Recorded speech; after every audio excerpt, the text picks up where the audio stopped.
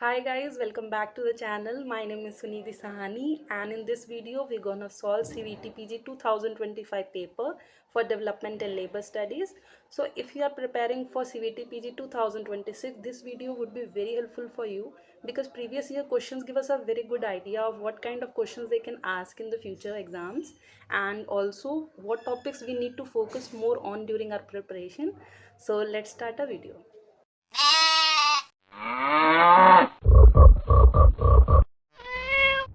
So there are total 75 questions in the paper. We will solve them one by one and we will see कि ये questions किन topic से बने हैं. If you don't know, let me tell you जो development and labor studies में questions बनते हैं वो basically polity, economic, sociology, government की schemes, उनकी policies, industrial relations, labor laws, ठीक है, कुछ environment के agreements, movements, international treaties, इन सब के बेसिस पे बनते हैं. मिनिस्ट्रीज के गवर्नमेंट की मिनिस्ट्रीज के ऊपर क्वेश्चन बनते हैं. हम आगे भी इस वीडियो में ये देखेंगे. ये क्वेश्चंस हैं जो रिपीट होते हैं, ये टॉपिक्स हैं जो रिपीट होते हैं. हमें ये ध्यान रखना है कि जब हम क्वेश्चंस को सॉल्व कर रहे हैं तो हम इनको बाइफर्केट करते जाएं कि ये इकोनॉमी का क्वेश्चन है, ये पॉलिटी का क्वेश्चन है, क्योंकि इससे हमें ये आइडिया लग जाता है कि किस टाइप के क्वेश्चन बनते हैं. बहुत डिफिकल्ट क्वेश्चन बनते हैं कि हम कॉमन सेंसिकल बेसिस पे भी सॉल्व कर सकते हैं, क्या रोजमर्रा वाले क्वेश्चन हैं कि हम उसको पढ़कर एक आइडिया लगा सकते हैं कि हाँ ये राइट ऑप्शन हो सकता है. हमें इस चीज़ का ध्यान रखना है. तो हमारा जो पहला क्वेश्चन है वो है what is cardinal utility analysis. Let me change the pen, मुझे अच्छा नहीं लगता. ठीक है, तो level of utility express in numbers, utility express in scores and terms, in terms of condition, in satisfaction and fit. इसका जो राइट आंसर होगा वो है इन नंबर्स. ठीक है, ये इकोनॉमी का एक क्वेश्चन हो गया. दूसरा है डायरेक्ट टैक्स पे पूछा है. तो इकोनॉमी के कुछ इकोनॉमी की जो हेडिंग है उसके अंदर ना कुछ इंपॉर्टेंट कॉन्सेप्ट्स आते हैं, या ये कहिए कि कुछ इंपॉर्टेंट टॉपिक्स उसके अंदर हैं. वो क्या क्या हैं, जैसे टैक्स सिस्टम हो गया, कुछ इंपॉर्टेंट स्कीम्स हो गई, एनवायरमेंट वो सॉरी इकोनॉमी के जो इकोनॉमिक डेवलपमेंट मॉडल्स हो गए, कुछ 5 ईयर प्लान्स हो गए. ठीक है, ये हमें पता होने चाहिए, उनके ईयर्स बेसिकली तो पता होने ही होने चाहिए. तो डायरेक्ट टैक्स या टैक्सेशन सिस्टम इन इंडिया पे भी क्वेश्चन बनते हैं. ठीक है, तो डायरेक्ट टैक्स कौन सा है, तो इनकम टैक्स इसका राइट आंसर होगा. क्योंकि आप खुद ही सोचिए, जो टैक्स होता है वो बेसिकली गवर्नमेंट को डायरेक्टली, मतलब गवर्नमेंट को जाता है. हम टैक्स जो है वो गवर्नमेंट को पे करते हैं. ठीक है, तो इनकम टैक्स ही है जो हम डायरेक्टली गवर्नमेंट को पे करते हैं. कस्टम ड्यूटी, सेल्स टैक्स, मतलब रेस्टोरेंट में खाना खाने जा रहे हैं आप, डायरेक्ट गवर्नमेंट को नहीं पे कर रहे हैं, वो एक इनडायरेक्टली गवर्नमेंट के पास वो आपका पैसा जाएगा. ठीक है, नेक्स्ट आ जाता है, देखिए स्कीम्स के ऊपर क्वेश्चन आ गया. Make in India, new economic policy, general agreement on trade and traffic, NITI Aayog. देखिए नीति आयोग या मेक इन इंडिया ये बहुत कॉमन स्कीम्स हैं. ये लास्ट ईयर जब मैंने स्टडी मटेरियल बनाया था डेवलपमेंट एंड लेबर स्टडीज़ के लिए, मतलब इसी साल बनाया था CVT PG 2025 के लिए, उसमें भी मैंने मेंशन किया. तो ये रिपीट होते हैं. मैं एक चीज़ कहना चाहती हूँ, जो ये न्यू इकोनॉमिक पॉलिसी है ये LPG है. अगर आपको नहीं पता हो तो मैं आपको बता देती हूँ, अपने स्कूलों में पढ़ा होगा. लिबरलाइजेशन, प्राइवेटाइजेशन, ग्लोबलाइजेशन, ये टॉपिक हम स्कूल में पढ़ लेते हैं. ठीक है, मतलब नहीं पता होता वो पता लगा. तो LPG ही न्यू इकोनॉमिक पॉलिसी है, इसका ये दूसरा नाम है. ठीक है, मतलब हाँ पर्यावाची. ठीक है, तो ये बेसिकली 1991 का है. और ये भी ध्यान रखिएगा कि ये जो न्यू इकोनॉमिक पॉलिसी है उसको लागू करने वाले जो प्राइम मिनिस्टर थे, सॉरी जो फाइनेंस मिनिस्टर थे, वो हमारे डॉक्टर मनमोहन सिंह थे. ठीक है, मेक इन इंडिया जो है वो 2014 की है, तो इसमें लिख देते हैं यहाँ 4 है. New economic policy 1. अगर आपको GATT नहीं भी पता है तो हम नीति आयोग से पता लगा लेंगे. नीति आयोग जो है वो 2015 की है, तो ये हो गया 3. ठीक है, और GATT जो है वो 1948 हो जाएगा, तो इसका 2 हो जाएगा. तो 4123, 4123 ये होगा. 1 would be the right answer. ठीक है, नेक्स्ट क्वेश्चन आता है, supreme court of India came into being on 26 जन 1950, 28 जन 1950, 27 नवंबर 1950, 26 नवंबर 1949. इसका जो राइट सॉरी इसका जो राइट आंसर होगा वो है 26 नवंबर 1950.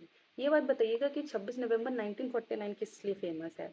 ये भी एक MCQ, इस पे भी एक MCQ बन जाता है और बच्चे मैक्सिमम गलत कराते हैं. अगर वो आपसे पूछ लें कि हमारा कॉन्स्टिट्यूशन कौन सी डेट को तैयार हो गया था, तो हम कहेंगे 26 नवंबर 1949. ठीक है, हमारा इस दिन हमारा कॉन्स्टिट्यूशन जो है वो बनकर तैयार हो गया था एंड हमने 26 नवंबर 1950 को उसको लागू कर दिया था.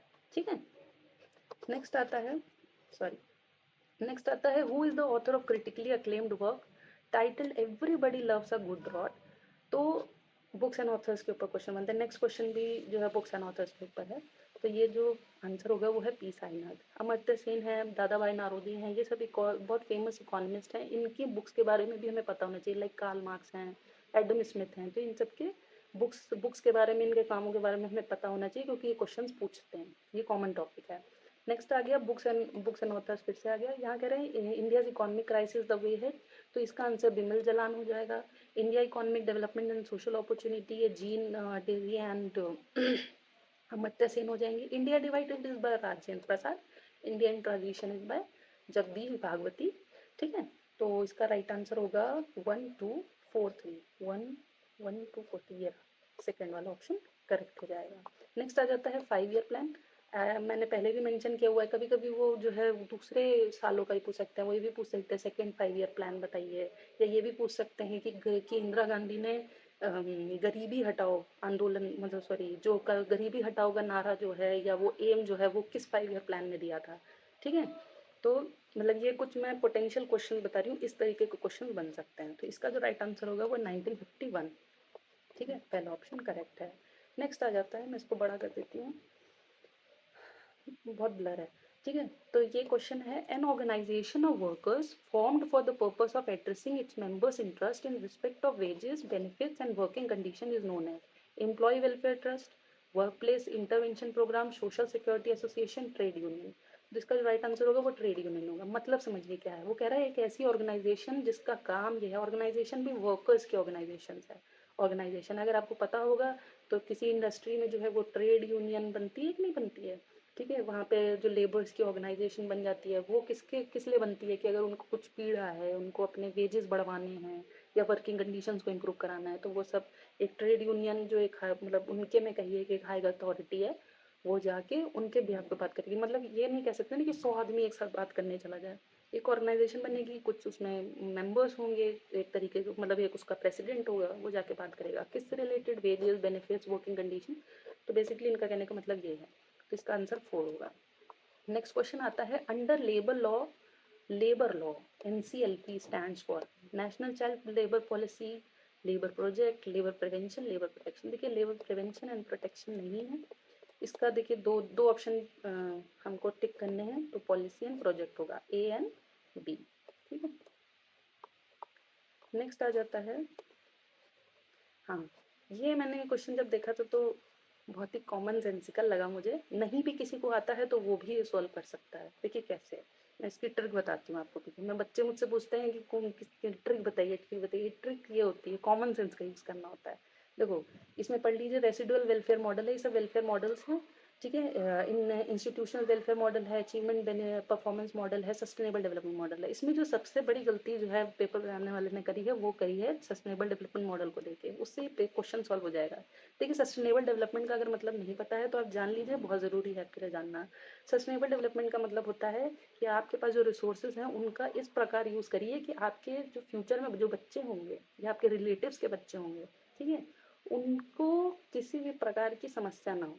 ऐसा ना हो कि आप पानी को इतना ज़्यादा गंदा कर देंगे फ्यूचर में, जो है वो आपके जो बच्चे हैं या जो फ्यूचर जनरेशन है उसको रहने, मतलब उसको गंदा सा एनवायरनमेंट मिले, एयर पोल्यूशन है, पानी शुद्ध पानी नहीं है पीने का, ऑक्सीजन मास्क लगा के घूम रहे हैं।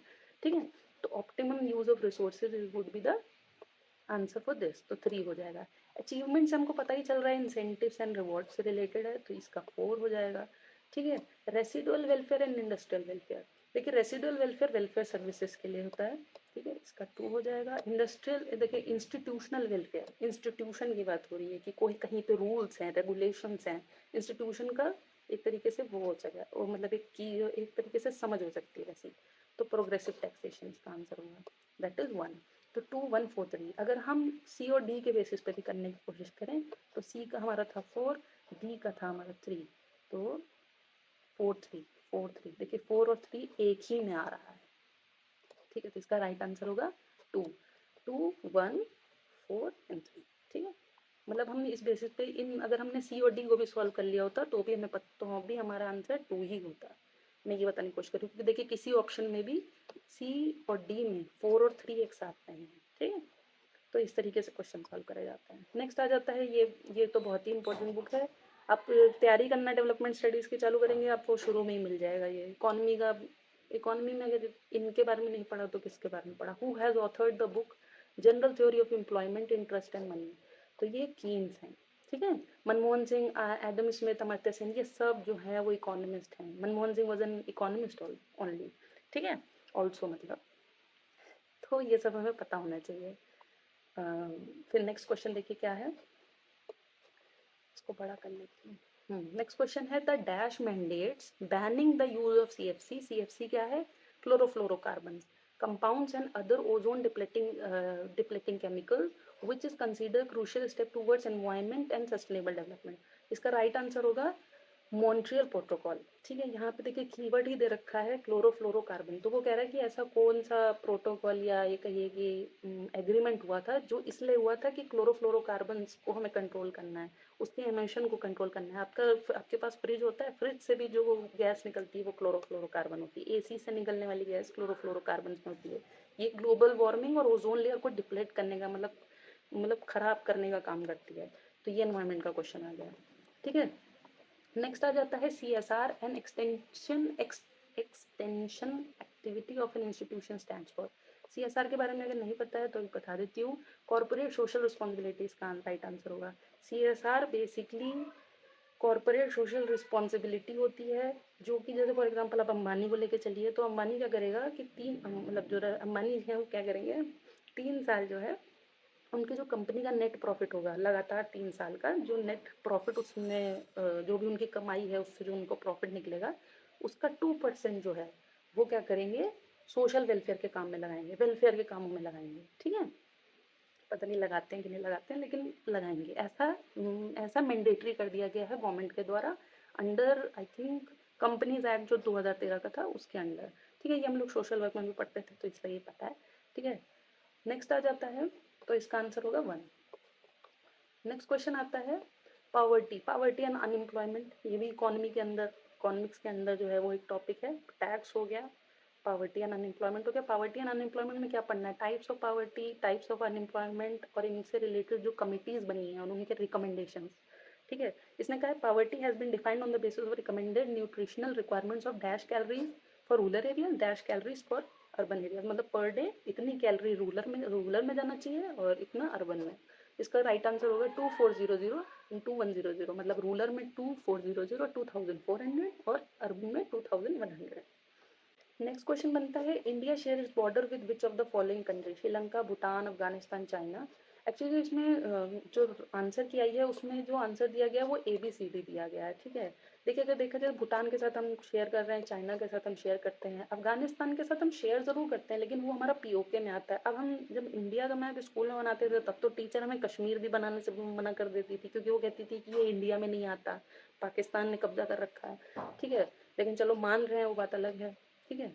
और श्रीलंका के साथ हम लैंड बाउंड्री नहीं करते लेकिन जो ये पानी से जरूर हम जुड़े हुए हैं, मैरिटाइम बाउंड्री हम कह सकते हैं, हम शेयर करते हैं, ठीक है। तो इसका आंसर है ABCD। इससे हम क्वेश्चन से बस ये आइडिया ले सकते हैं कि इस तरीके के क्वेश्चन मतलब नेबरिंग कंट्रीज और उनके ऊपर भी बेसिक क्वेश्चन बन सकते हैं। मतलब हमें पता होना चाहिए हमारे देश में कितने स्टेट्स हैं, कितनी यूनियन टेरिटरीज हैं, कौन कौन हमारा नेबर है, ठीक है। नेक्स्ट आ जाता है first national commission on labour कब अपॉइंट करी गई थी, तो 1966 में करी गई थी।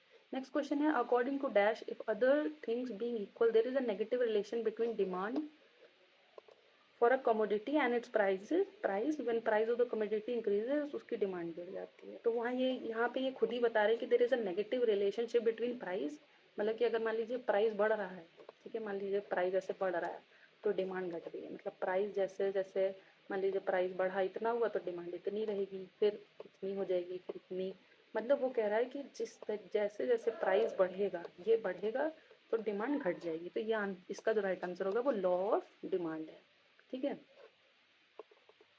नेक्स्ट क्वेश्चन आ जाता है which theoretical assertions propound that countries go fast and living standard rise when resources shift into industrial activities because manufacturing industry experiences considerable static and dynamic returns to scale। इसका जो right answer होगा वो है कैल्डोर growth law. आपको कुछ economics में जितने भी वो हैं थ्योरीज या डेवलपमेंट मॉडल्स हैं उनके बारे में पढ़ना है। तो ये एक इम्पॉर्टेंट टॉपिक हो गया। इकोनॉमी के ऑफकोर्स टॉपिक्स तो मतलब सॉरी मॉडल्स हम लोग पढ़ते हैं, लाइक जब मैंने भी प्रिपरेशन करी थी तो मैंने साल्स लॉ और ये सब चीज़ें पढ़ा था। बेसिकली मेरे पेपर में आया नहीं था, कुछ और आ गया था, वो पता लगा। तो इकोनॉमिक डेवलपमेंट मॉडल्स में पढ़ने बहुत ज़रूरी हैं। लाइक रोस्टो का जो मॉडल है, अमर्त्य सेन का कैपेबिलिटी अप्रोच जो है, तो ये सब पता होने चाहिए। केन्स का हमें पता होना चाहिए कि उन्होंने किस तरीके से इकोनॉमिक डिप्रेशन के डिप्रेशन जब यूएसए में हुआ था उस टाइम पे उन्होंने क्या प्रपोज किया था कि किस तरीके से हमको जो है ग्रेट डिप्रेशन से बचने, मतलब क्या उन्होंने रेमेडीज दी, उन्होंने क्या थ्योरी निकाली, हमें बेसिकली पता होना चाहिए। नेक्स्ट क्वेश्चन आ जाता है, ये स्कीम्स हैं या ये कहिए कुछ इनिशिएटिव्स हैं और ये इसके उसमें एक्सप्लेनेशन दे रखा है। इसमें भी बहुत कॉमन सेंसिकल बेसिस पे हम सॉल्व कर सकते हैं। जैसे अगर हम देखें संसद आदर्श ग्राम योजना, तो वो जो है members of parliament identifies and develops a village from his और हर कंस्टिट्यूंसी। संसद मीन्स पार्लियामेंट, ग्राम मीन्स गांव, तो इसका जो आंसर होगा 1 हो गया। अगर हम एपिको के लिए देखें तो इसका आंसर होगा people's movement to protect forest in Karnataka. मैंने आपको बताया था कि एनवायरमेंट मूवमेंट्स पढ़ने ज़रूरी हैं। अब आपको पता होगा जो चिपकू मूवमेंट हुआ था वो हमारा नॉर्थ में हुआ था, उसका दूसरा भाई है एपिको जो कि साउथ में हुआ था, दैट इज इन कर्नाटका, वो एपिको था। देखो Kudumbashree is a women oriented community based programme जो कि पॉवर्टी रिडक्शन के लिए चालू किया केरला में। Tanwa is a project to train women in latest agricultural techniques. ठीक है, तो इसका राइट आंसर होगा ए का 2, बी का 1, 2 1 3 4, 2 1 3 4, ये थर्ड वाला आंसर करेक्ट हो जाएगा। नेक्स्ट आता है dash is generally caused by a sudden crisis as loss and often includes temporary disaster, divorce और severe health problem। देखिए यहाँ पे सब सिचुएशन बात कर रहे हैं कि अगर आज सब कुछ खुश है, लाइक फॉर एग्जांपल जापान का केस आप देख सकते हैं। मुझे याद है मैं 6th 7th में थी तो हर साल ऐसा होता ही था कि जापान में अर्थक्वेक आ जाता था, फिर वो जापान खड़ा हो जाता था, मतलब जापान अपना बढ़िया ग्रो कर जाता था। तो वो सिचुएशनल है कि टेम्परेरी कोई डिजीज़ आ गया, लाइक कोविड था तो टेम्परेरी डिजीज़ था, डाइवोर्स रेट कहीं बढ़ जाए मान लीजिए, ठीक है, या सीवियर हेल्थ प्रॉब्लम्स आ जाए, तो ये सब क्या है, ये सिचुएशनल पावर्टी में आ जाएगी। ये generational relative and absolute poverty नहीं है, ये एक सिचुएशनल कंडीशन है जिसमें सिचुएशन के हिसाब से गरीब होगा। ठीक है, कोई देश इसलिए लूट गया क्योंकि वहाँ पे कुछ ऐसे क्राइसिस आ गई, कुछ जैसे अर्थक्वेक आ गया तो उनकी सारी इंफ्रास्ट्रक्चर बर्बाद हो गया, लेकिन फिर वो ग्रो कर जाते हैं, वो बात अलग है। तो सिचुएशनल है, ये परमानेंट नहीं है। नेक्स्ट आ जाता है the dash commission establish by united nation organization in 1986 studied world's environmental problems and propounded notion of sustainable development. ये क्वेश्चन बहुत इंपॉर्टेंट है, इससे 3 4 एमसीक्यूज बनते हैं, मैं आपको बताती हूँ। फर्स्ट ऑफ ऑल 1986 में जो कमेटी बनाई गई, ठीक है, जो कमीशन बनाई गई उसको ब्रुथलैंड कमीशन कहते हैं। ब्रुथलैंड कमीशन ने अगले साल मतलब 1986 में बनी, 1987 में उन्होंने एक रिपोर्ट निकाली, वो थी उसको कहते हैं ब्रुथलैंड रिपोर्ट। ठीक है, ब्रुथलैंड रिपोर्ट का नाम था वो था आर कॉमन फ्यूचर।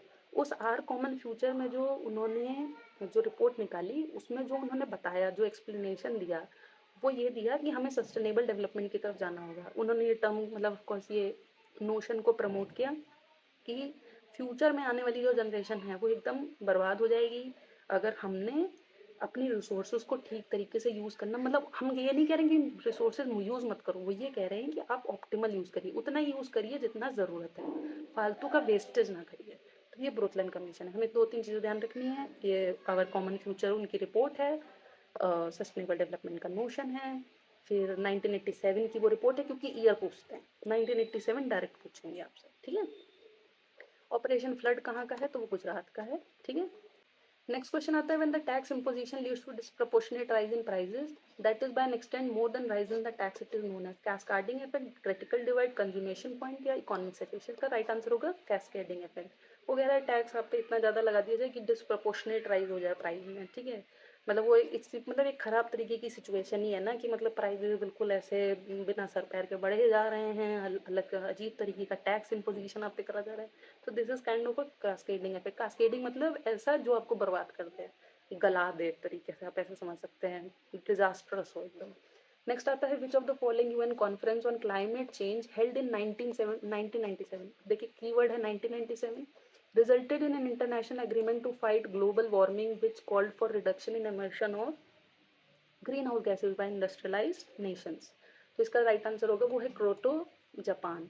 ठीक है, क्योटो प्रोटोकॉल हुआ 1997 में वो और मॉन्ट्रियल प्रोटोकॉल इससे पहले हुआ है, वो आई थिंक 1986 या 7 का है, और ये 10 साल बाद 1997 में क्योटो जापान में ये प्रोटोकॉल साइन हुआ।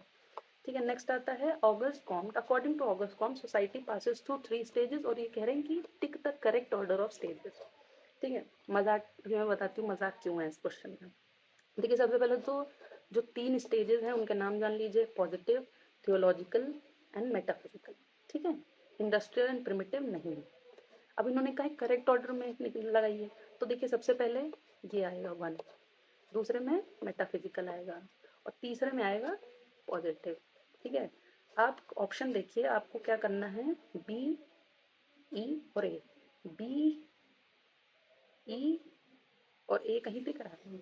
नहीं दिख रहा होगा, मैं बताती हूँ क्यों। ए, बी और ई दिखेगा, ये देखिए, मतलब ऑर्डर वाइज अरेंज नहीं करा है। करेक्ट ऑप्शन मतलब 3 स्टेजेस के नाम करेक्ट दे रखे हैं, लेकिन ऑर्डर कहीं नहीं है ऑप्शन में। तो ये एक तरीके से गलती है पेपर छाप बनाने वाले की, मतलब टाइप करने वाले की मुझे गलती लगती है, या तो फिर बनाने वाले की गलती है कि उसको यहाँ करेक्ट ऑर्डर नहीं देना चाहिए था। करेक्ट ऑर्डर में अगर आप देखेंगे तो पहले थियोलॉजिकल आएगा, मेटाफिजिकल आएगा एंड पॉजिटिव आएगा, मतलब बी, ई, ए होना चाहिए, ना कि ए, बी, ई। ठीक है, नेक्स्ट क्वेश्चन आता है लक्षद्वीप कहाँ लोकेटेड है? पैसिफिक में है, इंडियन ओशन में है, अरेबिक में है, ये हम कहें अटलांटिक ओशन में। तो आप अगर ध्यान दें, मुंबई आपने देखा है, मुंबई के पास में है अरेबिक सी। ठीक है, तो वहीं उसी सी में आता है हमारा लक्षद्वीप। ठीक है, नेक्स्ट क्वेश्चन आता है which of the following is not correct statement about government of the union? 12 members are nominated by President of Indian Council of State. 4 Anglo-Indian members are nominated by President of Indian House of People, मतलब लोकसभा। ठीक है, house of people can have maximum 20 members representative from union territories, council of state can have maximum 250 member. देखिए पहले तो ये जो 4 Anglo Indian members हैं, पहले तो 2 करे जाते थे। ठीक है, और अब तो ये प्रोविजन भी खत्म कर दिया गया कि एंग्लो इंडियंस को रिजर्वेशन मिले। ठीक है, ये गलत है। नेक्स्ट आ जाता है फिलिप्स कर्व, ये इकोनॉमी का क्वेश्चन आ गया। जो ऊपर वाला पॉलिटी का क्वेश्चन है, ये हम कहेंगे कि ये पता नहीं किस टाइप का क्वेश्चन है, मतलब मुझे लगता है एक जीके का क्वेश्चन है लक्षद्वीप वाला। फिलिप्स कर्व जो है वो किस चीज़ को दर्शाता है? ठीक है, ये कर्व है, मान लीजिए कर्व है, तो वो किस चीज़ को दर्शाता है? तो वो कह रहे हैं कि इसका जो राइट आंसर होगा वो है एम्प्लॉयमेंट एंड इन्फ्लेशन। तो इसका जो राइट आंसर होगा वो एम्प्लॉयमेंट एंड इन्फ्लेशन होगा। नेक्स्ट आ जाता है which is are machinery for settlement of industrial dispute under industrial dispute act 1949। बहुत ध्यान से सुनिएगा इस क्वेश्चन को मैं, क्योंकि एक चीज़ एक्सप्लेन करूंगी इसमें।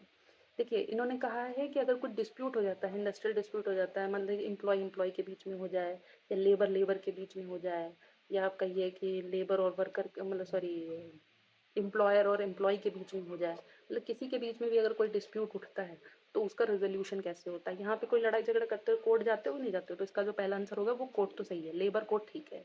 ठीक है, कंसिलेशन ऑफिसर भी ठीक है, बोर्ड ऑफ कंसिलेशन भी ठीक है। कंसिलेशन ऑफिसर या बोर्ड ऑफ कंसिलेशन का मतलब है एक ऐसा बोर्ड बिठाया जाएगा, ऐसा ग्रुप बिठाया जाएगा जो आपकी बात को सुनेगा और आपको फिर एक उस प्रॉब्लम का निवारण देगा।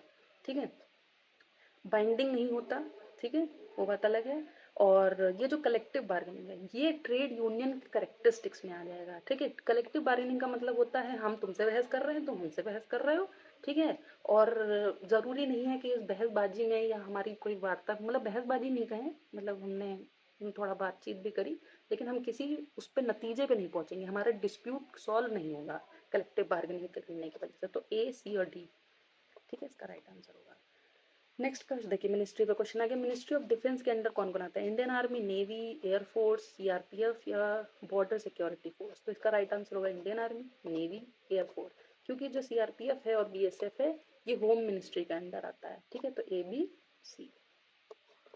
नेक्स्ट आता है human development report is published by UNDP, World Bank, IMF या डब्ल्यूएचओ? तो इसका राइट आंसर होगा United Nation development programme. Next question आता है, ये कुछ इकोनॉमिक सिस्टम दे रखे हैं और ये एक तरीके से उनका एक्सप्लेनेशन दे रखा है कि इनका क्या मतलब होता है। ये भी क्वेश्चन मैं मानती हूँ कि मतलब कॉमन सेंसिकल बेसिस पे किया जा सकता है। मैं बताती हूँ देखिए कैसे। ट्रेडिशनल इकोनॉमिक सिस्टम पढ़िए। ठीक है, ट्रेडिशनल का मतलब क्या? पुरानी। तो ट्रेडिशनल मतलब एशियन टाइप ऑफ इकोनॉमी, तो इसका आंसर हो जाएगा 2। ठीक है, यहाँ 2 लिख देती हूँ। नेक्स्ट आ जाता है कमांड इकोनॉमिक सिस्टम। कमांड का मतलब क्या है कि आपके ऊपर किसी न किसी का कंट्रोल है। Large part of the economic system is control by centralize, तो इसका आंसर हो जाएगा 3। मार्केट इकोनॉमिक सिस्टम का क्या होता है? Market economic system is basically similar to free market. ठीक है, ये 4 हो जाएगा। मिक्स्ड इकोनॉमिक सिस्टम, मिक्स्ड का मतलब क्या होता है, India is a mixed economy ना, ठीक है, तो यहाँ पे डुअल इकोनॉमी है, ठीक है, मतलब यहाँ पे पब्लिक सेक्टर भी है और प्राइवेट सेक्टर दोनों एक साथ मिलकर काम करता है, तो this is kind of a mixed economy, ठीक है। गवर्नमेंट का भी कुछ सेक्टर्स पे कंट्रोल है और कुछ एकदम फ्री है, गवर्नमेंट का कोई इंटरफेरेंस नहीं, वैसा वाला चीज़, ठीक है, इस पर कोई हंसेगा नहीं। 2 3 4 1, तो 2 3 4 1, इसका आंसर होगा 2 2, ठीक है। नेक्स्ट आ जाता है आईटी एक्ट कब आया, तो आईटी एक्ट आया था 2000 में, ठीक है। नेक्स्ट आता है NITI Aayog came into functioning as a substitute of, मतलब वो नीति आयोग किसकी जगह आई बेसिकली, तो प्लानिंग कमीशन, इसको याद कर लीजिएगा। नीति आयोग बनी थी 2015 को, और ये बनी किसको हटाकर थी या किसकी जगह पे थी, प्लानिंग कमीशन, ठीक है। नेक्स्ट आता है which of the following are the key elements of the modern approaches to development administration derive from the works of Rigger, Cotton, Claus et cetera. Self reliance and independence, focus on secrecy and non involvement of state, non involvement of the state, people's participation and empowerment efforts of individual groups and communities, capitalization and foreign dependence, emphasizes the local resource mobilization। इसका जो answer होगा देखिए self reliance and independence, तो ठीक है, non involvement की बात नहीं करिए, peoples participation and emphasizes the local resource mobilization and use, तो ACNE। नेक्स्ट आ जाता है, this is a very good question, मैं बताती हूँ देखिए कैसे, ये लेबर लॉ का क्वेश्चन है। इसमें पूछ रहा है कि कौन सी चीज एम्प्लॉय और एम्प्लॉयर के रिलेशन को लेके एकदम सच्ची है। एम्प्लॉय कौन है, जो हम काम करने वाला है, और एम्प्लॉयर कौन है, जो उसको काम पे रखने वाला है, ठीक है। ले ऑफ और रिट्रेंचमेंट का मतलब समझ लीजिए। ले ऑफ का मतलब होता है टेम्परेरली, जो है मान लीजिए किसी कोई इंडस्ट्री का कोई मालिक है, फैक्ट्री का मालिक है, उसने कहा कि ताला लगा दिया, उसने कहा अपनी मतलब फैक्ट्री पे ताला लगा दिया और उसने कहा कि अभी कुछ दिन तक के लिए काम बंद है, तो उसको हम ले ऑफ कहेंगे, टेम्परेरी छुट्टी दे रखी है। रिट्रेंचमेंट का मतलब ये है कि परमानेंटली निकाल देना, ठीक है, मतलब परमानेंट डिसमिसल को हम कहेंगे रिट्रेंचमेंट। तो देखिए ले ऑफ तो टेम्परेरी है क्योंकि उसने टेम्परेरी बेसिस पे अभी काम बंद किया है, रिट्रेंचमेंट टेम्परेरी नहीं होता, रिट्रेंचमेंट परमानेंट होता है, ए और डी, ठीक है। नेक्स्ट क्वेश्चन आता है मैच द फॉलोइंग, ठीक है, हमको यहाँ पे कुछ इकोनॉमिस्ट के नाम है, ऑथर्स के नाम है, उनसे मैच करना है। देखिए wealth of nation Adam Smith की बहुत फेमस बुक है, ठीक है। रिसोर्स वैल्यू एंड डेवलपमेंट जो है वो अमर्त्य सेन की है, ठीक है। तो इस तरीके से देखें तो बी और डी, बी का है 1, बी का है 1 और डी का है 3, तो ये आंसर सही हो जाएगा। ए का 4 हो जाएगा। Political economy of growth is by ये Baran, Paul Baran, and theory of economic growth is by W Arthur Lewis. तो मतलब बुक्स एंड ऑथर्स हमें फिर से, और मैं बोल रही हूँ पता होना चाहिए। नेक्स्ट आ जाता है कुछ थ्योरीज दे रखी हैं और यहाँ पे उनके रिलेटेड व्यक्ति दे रखे हैं। देखिए थ्योरी ऑफ बिग पुश जो है वो है रोडन की, ठीक है। Division of labour again Adam Smith का है। रिजर्व आर्मी ऑफ लेबर जो है वो कार्ल मार्क्स से रिलेटेड है, ठीक है। फिर बचा कौन, theory of theory of unbalance growth जो है उसका आंसर 2 हो जाएगा। एक मिनट, ए का हो जाएगा 3, बी का 2, ए का 3, हाँ एक ही में देखिए पहला ही ऑप्शन है 3 2, सी का 1, डी का 4, ठीक है। नेक्स्ट आ जाते हैं देखिए लेबर लॉज। लेबर लॉज हमें पता होने चाहिए। देखिए सबसे पहले देखिए मिनिमम वेज एक्ट है, पेमेंट ऑफ ग्रेचुटी एक्ट है, इंडस्ट्रियल डिस्प्यूट एक्ट है, पेमेंट एंड वेज एक्ट है।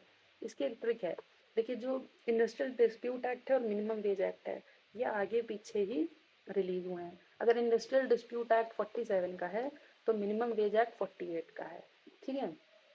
और जो पेमेंट ऑफ ग्रेचुटी एक्ट है वो सबसे बाद में आई है और पेमेंट ऑफ वेज एक्ट सबसे पहले आया था 1936। ये इस तरीके से पहचान मैंने भी बनाई थी जब मैंने प्रिपेयर किया था, क्योंकि बहुत बार ऐसा होता है कि आप ईयर भूल जाते हैं, कंफ्यूजन हो जाता है। लाइक ट्रेड यूनियन का मुझे हमेशा याद रहता है 1926, इंडस्ट्रियल डिस्प्यूट एक्ट का भी याद रहता है 1947, लेकिन बाकियों का थोड़ा बहुत कभी कभी कंफ्यूजन हो जाता है। देखिए तो ए का हो जाएगा 2, ए का 2, बी का क्या था 1, तो 2 1 2 1 4 3 2 1 4 3, ठीक है। 2 1 4 1 3, एक बार क्रॉस चेक भी कर लेते हैं। 2 1, सी का 4 बताया हमने, कंफ्यूजन हो जाता है। डी का हमने देखिए करेक्ट लगाया ना, हाँ डी का 3 है, ठीक है। नेक्स्ट देखिए, मतलब यहाँ ये ध्यान देने वाला है, पेमेंट ऑफ वेज एक्ट सबसे पहले 1936 में आता है। नेक्स्ट क्वेश्चन आता है, मैच द फॉलोइंग, यहाँ कुछ पावर्स दे रखी हैं एंड देन फिर पावर्स मतलब एनर्जी कैसे जनरेट होती है वो दे रखी है, एंड ये दे रखे हैं उनके कुछ एक्सप्लेनेशन। जैसे आप ग्रीन पावर एंड बायोफ्यूल का देखेंगे तो ऑफ कोर्स जो खाद और ये सब को जला जलू के या ये कहिए कि स्टोर करके जो एनर्जी जनरेट हो उसे कहते हैं। तो vehicle which run on ethanol made from sugar cane and jatropha seeds, तो ये हो जाएगा 4। हाइड्रो का आपको पता ही होगा कि वाटर होता है, देखिए कोई, लेकिन किसी ऑप्शन में वाटर नहीं दे रखा तो आगे देख लेते हैं। Thermal power coal and oil से जनरेट होने वाली, तो ये 1। Nuclear power is basically recent origin है, मतलब अभी ऐसा तो है नहीं, हम हमेशा से यूज करते हैं। हम हमेशा छोटे भी थे तो ये सोचते मतलब पढ़ते थे किताबों में कि कोल जला के एनर्जी प्रोड्यूस करी जाती है, लकड़ी जला के हो गया, लेकिन कभी हमने न्यूक्लियर तो नहीं सुना। तो रिसेंट ओरिजिन है, it supply accounts for less than 3% of the total installed capacity of the electricity, ठीक है। तो ये हो जाएगा 2। हाइड्रो रिन्यूएबल नेचुरल रिसोर्स हो जाएगा, ठीक है, क्योंकि पानी जो है उसको हम फिर से जनरेट कर सकते हैं, मतलब उसको फिर से हम यूज़ कर सकते हैं, नॉट जनरेट कर सकते हैं, उसको हम फिर से यूज़ कर सकते हैं, that is renewable energy natural resource. Beti Bachao Beti Padhao was launch by prime minister on 22 Jain 2015। ये कहाँ हुआ था, तो ये पानीपत है, हरियाणा में, ठीक है।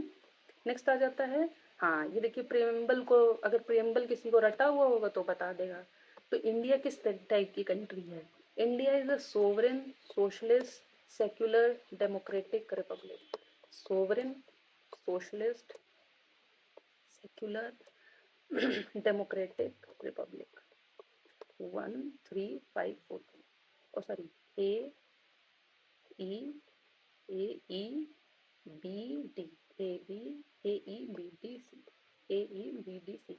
तो India is a sovereign socialist secular democratic republic. ये प्रियम्बल रट लेना, ये पॉलिटी का क्वेश्चन है। पॉलिटी में fundamental rights, fundamental duties, sorry fundamental duties, preamble और डायरेक्टिव प्रिंसिपल्स, इन 3 टॉपिक से क्वेश्चन बनते ही बनते हैं, बनते ही बनते हैं, ठीक है। फंडामेंटल राइट्स मैंने इसीलिए हटा दिया क्योंकि इनसे ज़्यादा बनते हैं, फंडामेंटल राइट्स ऐसे डायरेक्टली नहीं पूछते हैं, ठीक है। मैच द फॉलोइंग में पूछ लेंगे तो पूछ लेंगे, लेकिन चलिए ठीक है, फंडामेंटल राइट्स भी इंपॉर्टेंट है, ठीक है, लेकिन उन फंडामेंटल ड्यूटीज, डायरेक्टिव प्रिंसिपल्स और प्रियम्बल बहुत बहुत इंपॉर्टेंट है। नेक्स्ट आता है power of court to punish for contempt is enacted under contempt of court act 1971। Next question आता है, who among the following has played a crucial role in formulation of initial 5-year plans and it is also known as architect of Indian planning. Kothari हैं, महालनोबिस हैं, चक्रवर्ती हैं या सोलंकी हैं। अगर आपको 5-year plan ढंग से पता है तो आप बता देंगे। 5-year जो फर्स्ट 5-year प्लान है वो किस व्यक्ति के मॉडल पे बेस्ड है, तो उसका आंसर है ये प्रशांता चंद्र महालनोबिस, ठीक है। मेरा थोड़ा प्रोनाउंसिएशन का दिक्कत है। Who is the author of both beyond freedom and dignity publish in 1971? इसका राइट आंसर है B.F. Sickens. Next question is a deliberate sale of a part of capital stock of a company to raise resources and change the equity and management structure of a company। उन्होंने, इसको मैं समझा देती हूँ। देखिए अगर मान लीजिए गवर्नमेंट है, गवर्नमेंट क्या करती है, अपने कुछ मतलब अपने कुछ सिक्योरिटीज या ये कहिए कि अपना कोई एसेट अगर वो बेच देती है मार्केट में, तो वो क्या कर रही है, उसको हम कहते हैं डिसइन्वेस्टमेंट, उसको कहते हैं डिसइन्वेस्टमेंट। वो बेचेगी, उसको पैसा आएगा, लेकिन that is called disinvestment. Next आता है, अगर वो कुछ खरीदती है तो हम उसको कहते हैं इन्वेस्टमेंट, लेकिन अगर वो बेच रही है, तो अगर वो अपना कोई एसेट बेच रही है, अपनी कोई जमीन मान लो गवर्नमेंट की वो बेच रही है, तो that is called disinvestment. Next आ जाता है स्टेट ऑफ इक्विलिब्रियम कब आएगी? इक्विलिब्रियम का मतलब है कि जब सेल्स और डिमांड्स एकदम बराबर हो जाए तो उसे हम क्या कहेंगे? सप्लाई इक्वल्स द डिमांड, मतलब उतना ही प्रोड्यूस हो रहा है जितना डिमांड कर रहा है। नेक्स्ट आ जाता है the book principles of political economy and taxation is written by, तो इसका राइट आंसर होगा David Ricardo. Books and authors पे पूछते हैं। देखिए IRDA का हेडक्वार्टर पूछ लिया। In which city the headquarter of insurance regulatory and development authority located? मैंने बोला ना, जितने भी ये बैंकिंग सेक्टर या इकोनॉमी से रिलेटेड इंस्टीट्यूशंस हैं, इनके बारे में, इनके हेडक्वार्टर्स और इनके कौन सी ईयर में इस्टेब्लिश हुए ये पता होना चाहिए। तो इसका राइट आंसर होगा वो हैदराबाद है। नेक्स्ट आता है नेक्स्ट क्वेश्चन आता है with reference to mental health DSM stand for. ये प्रीवियस ईयर का क्वेश्चन है, आई थिंक मैंने सोशल वर्क के किसी पेपर में देखा हुआ है, ठीक है। तो इसका जो राइट आंसर होगा वो diagnostic and statistical manual of mental disorders होता है। तो कभी कभी किसी और पेपर का भी कहीं ना कहीं देखने को मिल जाता है। एडवोकेट जनरल फॉर स्टेट कौन अपॉइंट करता है, तो ये governor of the state. Next question आता है the change in the optimum quantity of a good when it's price changes and the consumers income is adjusted so that he can just buy the bundle that he और she was buying before the price changes fall. वो कह रहे हैं कि मान लीजिए आप 100 टॉफियां पहले खरीदते थे, ठीक है, अभी भी आप 100 ही खरीद रहे हैं, ठीक है, प्राइस चेंज हो गया है, अभी भी आप 100 ही खरीद रहे हैं, लेकिन मान लो हो सकता है पहले तुम कोई बहुत अच्छी टॉफी खरीदते थे, अब थोड़ी कम अच्छी टॉफी खरीद रहे हो, तो उसको हम क्या कहेंगे, that is called substitutive effect. Substitute कर रहे हैं मतलब इसके बजाय इसको रख दे रहे हैं, सब्स्टिट्यूशन। स्कूल में सब होता नहीं था, टीचर एब्सेंट हो जाती थी तो कोई और टीचर आ जाती थी उसकी जगह, खाली सीट को खाली नहीं छोड़ते थे, सीट भरी जाएगी, कोई और टीचर आके बैठेगी, ठीक है, जैसे सरकार में होता है, किसी न किसी को तो कुर्सी मिलेगी ही।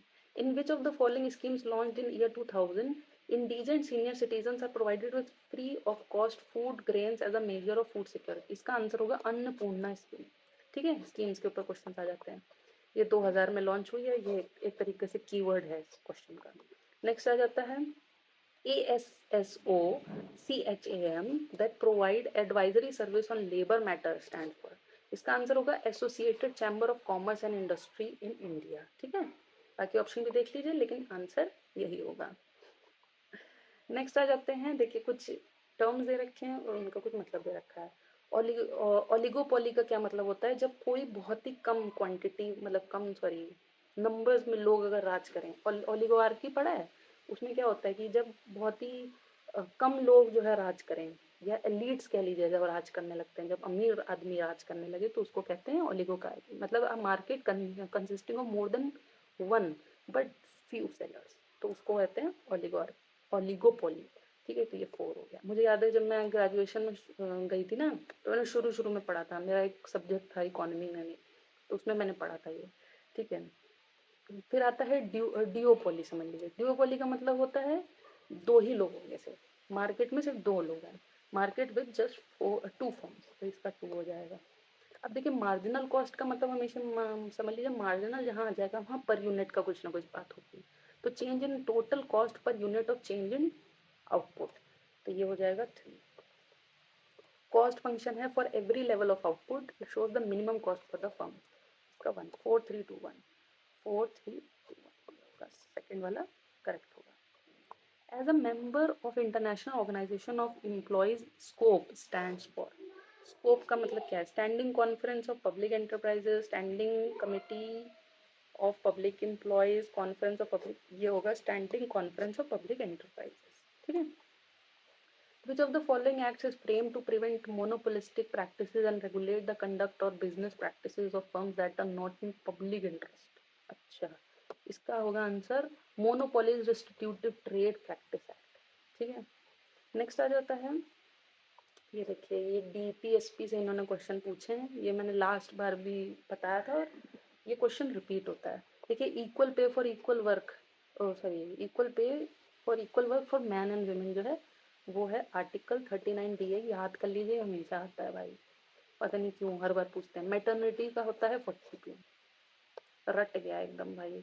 Living wage and decent standard of life of labour, ये है 43 1, और ये न्यूट्रिशन के लिए जो होती है वो 47 होता है, तो 2 3 4 1 2 3 4 1 2, ठीक है। नेक्स्ट आता है international labour day celebrated on 1 May is associated with which of the following? Birth of Karl Marx, French Revolution, Haymarket affair Chicago, enactment of labour law London. बहुत लोगों को लगेगा कि कार्ल मार्क्स का birthday होता है 1 मार्च को, वो 1 मई को लेकिन इसका आंसर होगा हे मार्केट अफेयर शिकागो। नेक्स्ट आ जाता है, ये कुछ इकोनॉमिक ग्रोथ के मॉडल्स दे रखे हैं या थ्योरी दे रखी है एंड यहाँ पे उनके प्रोपोनेंट दे रखे हैं। देखिए मैं बताती हूँ, अगर आपने कभी माल्थस के बारे में पढ़ा होगा तो आपको ही पता होगा कि माल्थस बहुत ही पेसिमिस्टिक आदमी था, क्योंकि उसने उसकी जो थ्योरी ऑफ पॉपुलेशन है वो उसने बहुत ही नकारात्मक तरीके, वो तो सकारात्मक लोग होते हैं, कुछ होते हैं नकारात्मक होते हैं, सकारात्मक होते हैं जो पॉजिटिव सोचते हैं, लेकिन माल्थस की जो पॉपुलेशन की थ्योरी है वो नेगेटिव थ्योरी एक तरीके से है। तो हम कह सकते हैं जो बी है वो 4 है, ठीक है। वो कभी मैं और बताऊंगी क्यों। आप जाके अगर मतलब अगर आपने सुना है तो आप जाके थ्योरी मतलब माल्थस की थ्योरी ऑफ पॉपुलेशन को जाके सर्च करिएगा, आपको पता चल जाएगा कि वो पेसिमिस्टिक क्यों है।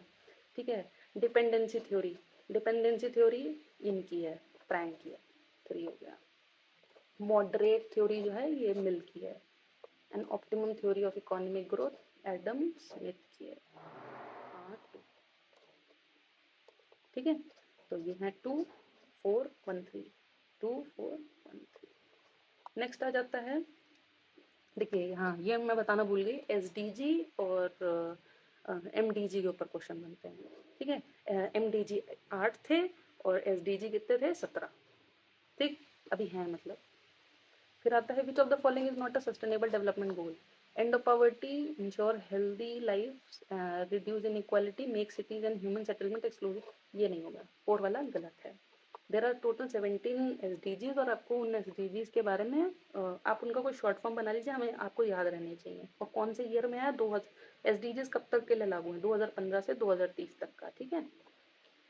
नेक्स्ट आ जाता है कीन्स के इकोनॉमिक मतलब which are among the following concept is associated with Keynes economics. इसका जो आंसर है वो है एग्रीगेट डिमांड मैनेजमेंट, और बड़ा टिक लग गया। ठीक है, इसका आंसर है एग्रीगेट डिमांड मैनेजमेंट। अब यहाँ पे कुछ यूनाइटेड नेशन से रिलेटेड ऑर्गेनाइजेशन हैं और फिर उनके पूछ रहे हैं। तो देखिए जो सिक्योरिटी काउंसिल है वो न्यूयॉर्क में है, तो ये हो जाएगा 2। इंटरनेशनल कोड ऑफ जस्टिस जो है ये यहाँ पर है। ये अभी बहुत ही ज़्यादा न्यूज़ में भी थे। ठीक है, क्योंकि इसमें से कोई एक ऐसी कंट्री है जो इंटरनेशनल कोड ऑफ जस्टिस से जिसने वॉकआउट करने का फैसला किया है। ठीक है, मुझे नाम नहीं याद आ रहा एग्जैक्टली कौन है, वरना मैं बता देती। इंटरनेशनल लेबर ऑर्गेनाइजेशन है हमारी जिनीवा में, 1 हो गया। और ये तो भैया यूनेस्को तो हमारे पेरिस में ही, चलेंगे किस दिन पेरिस। 2 3 1 4 2 3 1 4। नेक्स्ट आता है, ये देखिए आ गया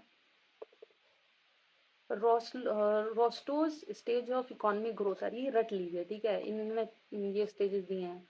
traditional society, pre condition for take off, drive to maturity and high mass consumption. 5 steps दिए हैं और ये इसी सीक्वेंस में आप याद कर लीजिए, पूछ लेंगे। ये इकोनॉमी जो रोस्टो का जो स्टेजेस ऑफ इकोनॉमिक ग्रोथ है या जो इकोनॉमिक डेवलपमेंट मॉडल है वो यही है। ठीक है, इकोनॉमिक ग्रोथ मॉडल यही है, उसमें इन्होंने 5 स्टेप्स दिए हैं। इसी सीक्वेंस में आपको याद करना होगा। जैसे लाइक ऑगस्ट कॉम्ट में आपको पता था 3 स्टेजेस हैं, वैसे इनमें ये 5 हैं। Next question is, from the point of economic development, which of the following statement is true? Labor is a commodity, freedom of expression is essential to sustain progress, poverty anywhere constitutes danger of poverty everywhere, India is a founder member of ILO. ये बिल्कुल ठीक है, India is a founder member था, and poverty anywhere constitute danger of, हाँ ठीक है। poverty गरीबी जो है वो आगे मतलब इस चीज़ का खतरा पैदा करती है कि आगे भी गरीबी होगी।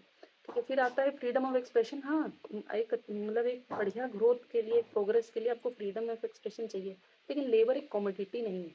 ये गलत है, बी सी डी होगा इसका आंसर। फिर आता है नेशनल एम्प्लॉय, हाँ ये कुछ स्कीम्स रखी है और इनसे रिलेटेड मतलब वही इनका एक्सप्लेनेशन है। देखिए जो सबसे हाँ देखिए, इंदिरा आवास योजना आ गया, वेल स्कीम आ गई, नेशनल रूरल एम्प्लॉयमेंट प्रोग्राम है, लैंडलेस एम्प्लॉय गारंटी। देखिए जो वेल वाला है ये तो इरीगेशन से रिलेटेड है, तो ये 1 हो जाएगा। आवास जो है वो providing housing for the poor, ये 3 हो गया। तो देख लीजिए बी और सी का 1 और 3 तो ये 3rd ऑप्शन हो जाएगा, जिसमें ए का 2 है। मतलब national rural employment programme aim to create community assets for strengthening source infrastructure, इसका हो जाएगा 2, और इसका हो जाएगा ये बी का 4 हो जाएगा। ठीक है, नेक्स्ट आ जाता है क्वेश्चन एडम स्मिथ से रिलेटेड। अच्छा, he is known as founding father of modern economics, ठीक है। He authored the book principle of macro economics, नहीं। An inquiry into the nature of the cause of wealth of nation is his celebrated work, yes. Adam Smith gave noted concept of positivism. Positivism was not given by Adam Smith, it was given by August Comte. ठीक है, he was a professor at University of Glasgow, ठीक है। तो इसका right answer है वो ए है, सी है, ई है, A C E, second option is correct. Next आ जाता है, अच्छा मनमोहन सिंह के ऊपर, मनमोहन सिंह जी के ऊपर क्वेश्चन आ गया। he served as a governor of Reserve Bank of India, yes. He was a chairman of UGC, yes. Rajya Sabha में के फर्स्ट इलेक्टेड राज्यसभा इन 1987, नहीं। एक्सीडेंटल प्राइम मिनिस्टर के ऑथर थे? नहीं। ये इस बुक के मतलब इस बुक के वो थे ऑथर थे? नहीं। फाइनेंस मिनिस्टर थे during PV Narasimha Rao government? Yes. और ये पीवी सिंह मतलब ये भी ध्यान दे दीजिए, ये जो मैंने आपको बताया था एलपीजी या न्यू इकोनॉमिक रिफॉर्म 1991 में, वो उस समय प्राइम मिनिस्टर थे नरसिम्हा राव, कांग्रेस की गवर्नमेंट थी, और उस टाइम पे जो फाइनेंस मिनिस्टर थे वो मनमोहन सिंह थे। तो इसका जो राइट आंसर मतलब हमें ये बताना है जो गलत है, सी और डी गलत है। नेक्स्ट आता है एमडीजी के देखिए बारे में पूछ लिया। एमडीजी कितने थे? मैंने बताया था 8 थे। ये खत्म हो चुके हैं। ये 2000 से 2015 तक का थे, फिर 2015 से 2030 तक के लिए एसडीजी गोल्स आ गए, 17 गोल्स हैं। नेक्स्ट आता है क्वेश्चन, सॉरी नेक्स्ट आता है which of dash of the Indian constitution begins by saying that there shall be a parliament for the India. Parliament कौन सा आर्टिकल बताता है? तो 79, आर्टिकल 79। नेक्स्ट आता है which of the following is an incorrect match. देखिए maternity benefit act 1961 का, yes. मैंने ट्रेड यूनियन एक्ट का थोड़ी देर पहले जिक्र किया था, वो 1926 का था। वो 1926 का था। मिनिमम वेज एक्ट 1948 का था, अभी हमने ऊपर डिस्कस किया था। 1947 का कौन सा था? Industrial dispute act. और पेमेंट ऑफ बोनस एक्ट 1971 का नहीं है, ये गलत है। नेक्स्ट क्वेश्चन आता है price ceiling refers to upper limit on the price of good और services impose by the government, price of the sequence fit length of the ceiling in a building. मतलब बिल्डिंग की ceiling की बात कर रहे हैं, छत की। Price fixed by a government on oil and agriculture produce, ये नहीं होगा। क्यों नहीं होगा?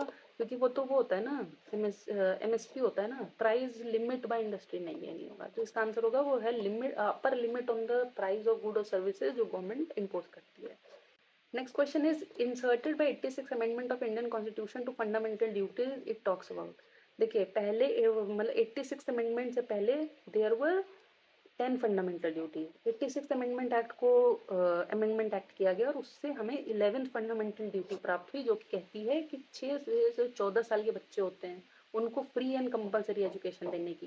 Responsibility of parent guardian to provide opportunity for education to children between 6 to 14, ये होता है। नेक्स्ट आ जाता है the big push theory was formulated in 1943 by whom। अभी हमने ऊपर भी एक मैच द फॉलोइंग किया था, उसमें था पॉल एन रोजेनस्टीन रोडो।